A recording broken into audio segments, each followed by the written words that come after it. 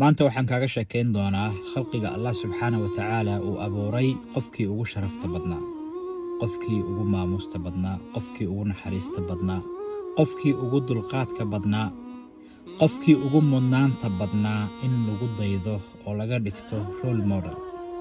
لقد كان لكم في رسول الله أسوة حسنة لمن كان يرجو الله واليوم الآخر وذكر الله كثيرا. wuxuu soo maray xaalad walba oo qof bini aadan ah uu soo maro. wuxuu ahaa agoon, wuxuu ahaa rajay, waxaa ka geeriyooday awowgiis, waxaa ka geeriyooday adeerkiis, waxaa laga cayriyey dhulkiisii iyo magaaladiisii, waa la dhibay, waa la caayay, waa la dakhray. wuxuu soo maray faqri, wuxuu soo maray ghina. waxaan kaga dayanaynaa qaabka uu ula dhaqmi jiray carruurtiisa, qaabka uu ula dhaqmi jiray gabdhihiisa, qaabka uu ula dhaqmi jiray xaasaskiisa. waxaan kaga dayanaynaa naxariistiisa, waxaan kaga dayanaynaa sabirkiisa, waxaan kaga dayanaynaa qaabka uu ula dhaqmi jiray shaqaalihiisa, waxaan kaga dayanaynaa qaabka uu ula dhaqmi jiray cadowgiisa, waxaan kaga dayanaynaa qaabka uu ula dhaqmi jiray saxaabadiisa. Allah subxaanahu wa ta'aala wuxuu ka xushay carruurtii nebi Ibraahim calayhi salaam Ismaaciil. wuxuu ka doortay carruurtii nebi Ismaaciil Kanaana, wuxuu ka doortay carruurtii Kanaana Quraysh wuxuu ka doortay reer bani Haashim, reer bani Haashimna wuxuu ka doortay nebi Maxamed calayhi salaatu wassalaam.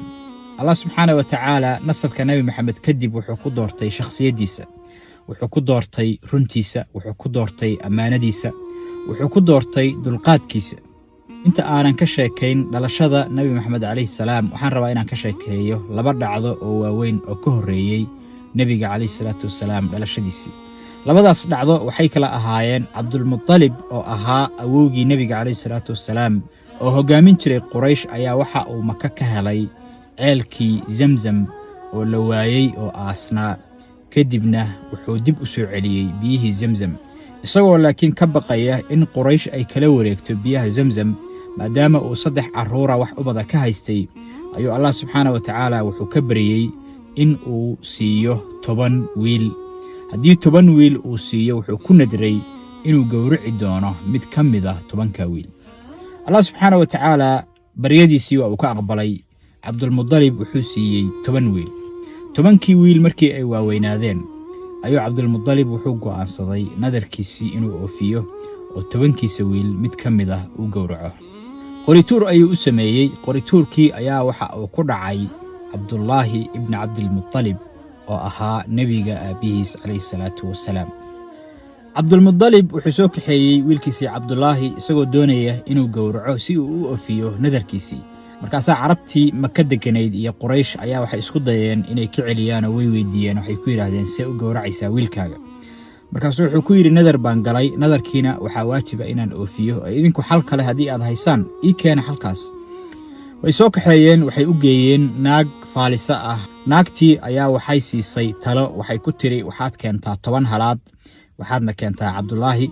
kadibna 10ka halaad iyo Cabdullaahi waxaad u samaysaa qorituur, midka qorigu uu ku soo baxo gowrac. 10kii halaad ayuu keenay, Cabdullaahina wuu keenay. kadibna qorituurkii ayuu sameeyey. qorituurkii wuxuu ku soo baxay in Cabdullaahi la gowraco. markaasay waxay ku tiri haddana waxaad ku dartaa 10 halaad oo kale, 20 halaad iyo Cabdullaahi. markaasaa qorituurkii wuxuu ku soo baxay Cabdullaahi. markaasay waxay tiri 10 halaad oo kale haddana ku kordhi. markaasuu haddana wuxuu ku soo baxay Cabdullaahi ilaa geelii uu gaaray 100 neef oo geel ah. 100 neef oo geel ah iyo Cabdullaahi ayuu u sameeyey qorituurkii. kadibna qorituurkii wuxuu ku soo baxay 100kii neef oo geela ahaa oo Allah subxaanahu wa ta'aala madaxa Cabdullaahi wuxuu ku furtay 100ka neef. Cabdulmuttalib wuxuu gowracay 100kii neef, Cabdullaahina sidii ayuu ku badbaaday. dhacdada labaad ee dhacday ayaa waxay tahay dhacdadii Maroodiga. nin la yidhaahdo Abraha al-Xabashi oo haystay Yaman ayaa wuxuu arkay sida carabtu ay u weyneeyaan oo ay ugu xajiyaan sanad walba Kacbada. markaasuu Yaman wuxuu ka dhisay kaniisad aad u weyn oo dahab ka samaysan si uu carabta uga soo leexiyo Maka oo ugu soo leexiyo kaniisadaas inay u soo xajiyaan. nin carab ah oo acraabiyo reer baadiye ah ayaa intuu sheekadii maqlay buu habeen madow intuu kaniisadii yimid ayuu ku saxarooday.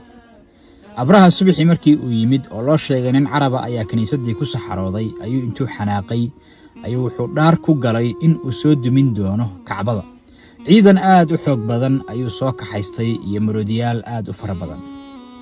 ciidankii Yaman markii uu damcay inuu kala soo baxo ayay qabaa'il ka mid ah qabaa'ilka Yaman dega ayaa waxay damceen inay ka celiyaan oo la dagaalamaan, laakiinse waa ay ku guuldaraysteen oo waa ay jabeen. Abraha u soo socday ayuu wuxuu yimid Maka agagaarkeeda.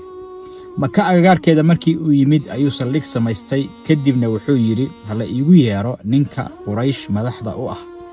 Quraysh markaas madax waxa uu ahaa Cabdulmuttalib, nabiga calayhi salaatu wassalaam awowgiis. Cabdulmuttalib markii uu u soo galay Abraha ayuu kursigiisii intuu uga kacay ayuu dhulka la fariistay isagoo soo dhaweynaya oo siinaya qadarin. markaasuu wuxuu ku yiri maxaad iga dalbanaysaa? Cabdulmuttalib wuxuu yiri waxaan ka dalbanayaa inaad isiisid geeli aad iga qabsatay. marka 200 oo halaado geela oo Cabdulmuttalib uu lahaa ayay ciidanka Abraha ka qabteen oo haysteen. Abraha marka wuu yaabay, wuu xanaaqay, wuxuu yiri aniguna waxaan u socdaa inaan Kacbadaada soo dumiyo, adna waxaad igala hadlaysaa geelaagii. Cabdulmuttalib wuxuu yiri geela wuxuu yiri anaa iska leh, Kacbadana Ilaahay baa iska leh oo isaga ayaa ilaashan doona ee aniga geelayga isii. geelisi ayuu soo siiyey. geelisi Cabdulmuttalib markuu soo kaxaystay ayuu Quraysh u yimid isagoo og inuusan la dagaalami karin oo uusan iska celin karin Abraha iyo ciidankiisa. ayuu Quraysh wuxuu amray in Maka ay ka baxaan si wax dhiba aysan u soo gaarin.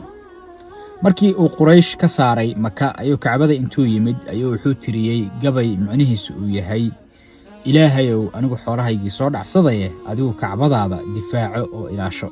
Abraha markii uu damcay dhinaca Kacbada inuu u soo dhaqaaqo isaga iyo ciidankiisii iyo maroodiyaashiisii ayaa Allah subxaanahu wa ta'aala wuxuu u soo diray shimbiro raxan ah oo aad u fara badan oo samadii oo dhan xiray, oo shimbir walba ay wadato 3 dhagax. hal dhagax waxay ku wadataa afkeeda, 2 dhagaxna waxay ku wadataa labadeeda gacmood. dhagaxaantaasi waa dhagaxaan holcaya oo dab ah. shimbirihii ayaa ciidankii Abraha markay dul yimaadeen waxay ku sii daayeen dhagaxaantii. Allah subxaanahu wa ta'aala ciidankii Abraha halkaas ayuu ku halaagay oo waxay noqdeen mid meesha ku dhinta iyo mid la carara dhaawac isagoo googo'an. Abraha waxaa la yiraahdaa isagoo faruhu ka googo'een ayuu meesha ka cararay, kadibna wuxuu ku dhintay Yaman. sanadkaas dhacdada maroodigu ay dhacday oo ku beegnayd taariikhda miilaadiga 570 ama 571 ayaa waxaa dhashay Nabi Muhammad alayhi salaatu wassalaam, waxaana dhalay Cabdullaahi ibn Cabdilmuttalib ibn Hashim ibn Cabdi Munaaf. Nabiga alayhi salaatu wassalaam hooyadiis waxay ahayd Aamina bintu Wahab. wuxuuna dhashay maalin Isniin ah.